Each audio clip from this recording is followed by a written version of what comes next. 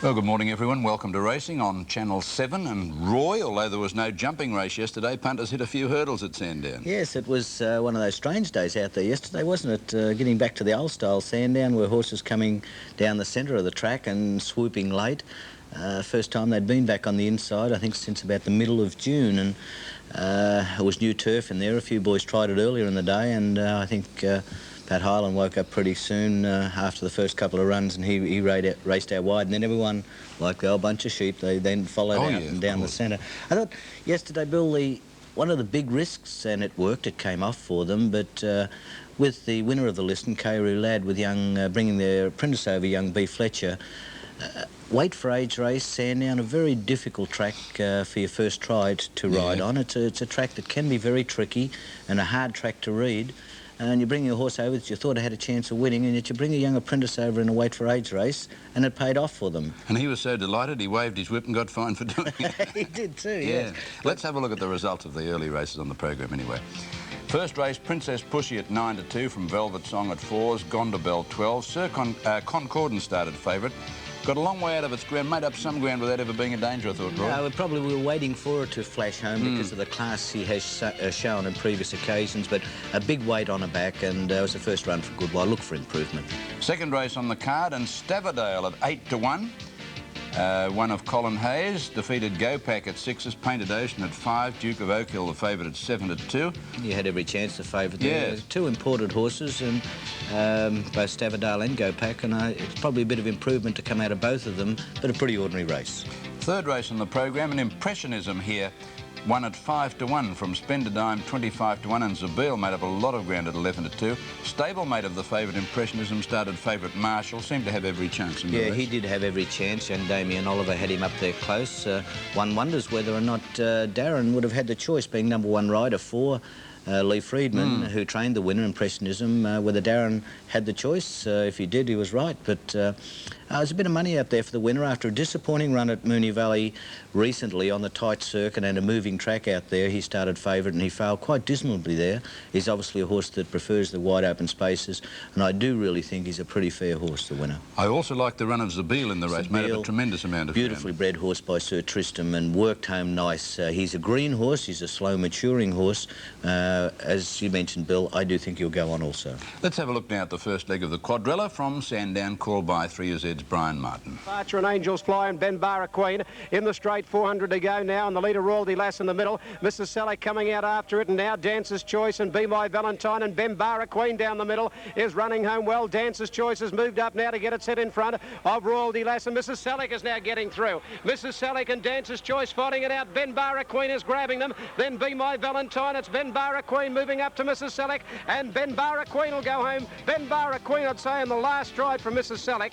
Dancer's Choice. And Ben Barra Queen started at 33-1, got up to score from Mrs. Selleck and Dancer's Choice. Acadia started favourite at 3s. Acadia got back in the middle of the field, looked uncomfortable on a couple of occasions, got a little bit of a brush up on 2 or 3 occasions coming round the corner, but was disappointing in the run home. P. Hyland on a 33-1 chance. Yeah, you don't see it very often, do you? But that was the start of it. You'll see from here on, most of them started to look for the outside. OK, let's have a look at the big one of the day now, the Liston Stakes. Dan is a length away, third, and then KRL Lad. Memphis Blues out in the middle with Inga Tatus, and they're running on fairly well, and further back Richfield's Lad. My Steely Dan, Tango Master. Here's Memphis Blues, KRL Lad, and Inga Tatus on the outside, and Prime Risk getting up on the rail. About 5 across the track on the outside. Inga Tatus, KRL Lad have got to My Steely Dan, Inga Tatus and KRL Lad. KRL Lad a neck in front of Inga Tatus, getting towards the line. KRL Lad just in front of Inga Tatus. KRL Lad hanging on. KRL Lad's won it. Ahead to Inga Tatus, flashing. Great run, terrific there. The winner started at 5-1, and the disappointing favourite, My Steely Dan, at 2s. He had every chance. Bill, My Steely Dan sat just off the pace and looked to be travelling well. Plugged away in the straight, but didn't do anything fancy. Probably the run of the race was terrific from a Cup's point of view. One wonders about the Liston Stakes. We've got a horse called, was it Ignatius? Inga Tatus. We class him, I suppose, just as a midweek, although he's won now 6 races, a midweek type of horse. At weight for age, running second. a lot of horses behind, including Sea Brigand and Company. We're looking at them as sort of cup horses. And I know over the years I've found, though, that the listing is often given a false guide to the immediate races coming up, and yesterday could have been another one of those days. Local Knowledge back for plenty of money to favouritism in the next. Real Purpose, the leader, 300 to go. Alternate on the outside, out after him. Now grabbed him and further out. Now here are the challengers, Lord Delamere and Our Watchman down the middle, and Sir Trident starting to poke through. Then Hallstrong from a long way back. Our Watchman, Sir Trident get to the front together from Hussars Pick and Hallstrong. Our Watchman in front with 100 to go from Sir Trident and Hallstrong, and then Darrowby Lad. But Our Watchman sprinting away. Our Watchman will get the money about a length and a half in the run home. Sir Trident second and no... Good win there to Our Watchman at 5 to 1. It was a drifter in the betting. Sir Trident 11 to 2, third, and Local Knowledge backed into 9 to 4 favourite from 3's the unplaced favourite. Here's the last leg now of the quadrella.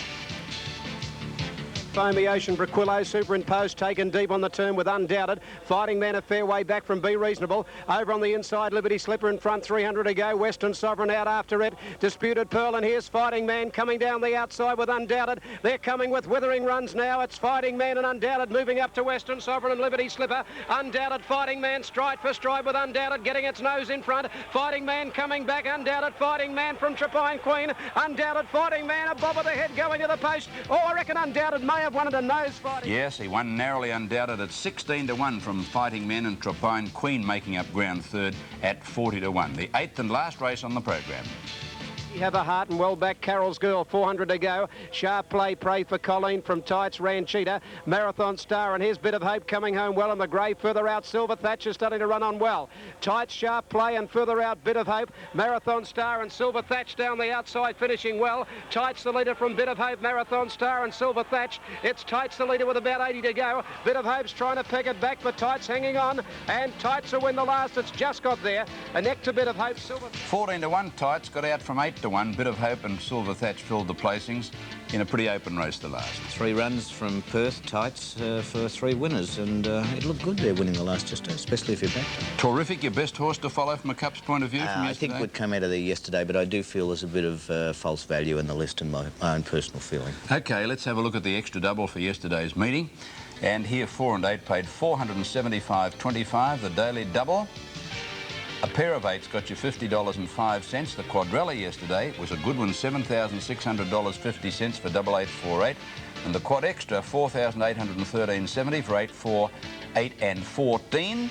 And, of course, we go to Sandown again on Wednesday, Roy? Yes, Sandown Wednesday, back to Caulfield on Saturday, and hopefully the Great Vogue may be here, but a decision, I believe, will be made when one of his part owners, Gary Roberts, is going to walk the track on Wednesday, and then he will phone Queensland and give his decision as to whether he should run. Well, we'll be looking forward to that. Now, the football 5 is decided. But the big worry is, of course, how the boys out at Essendon fared after Friday night. The football panel will be here to tell you shortly.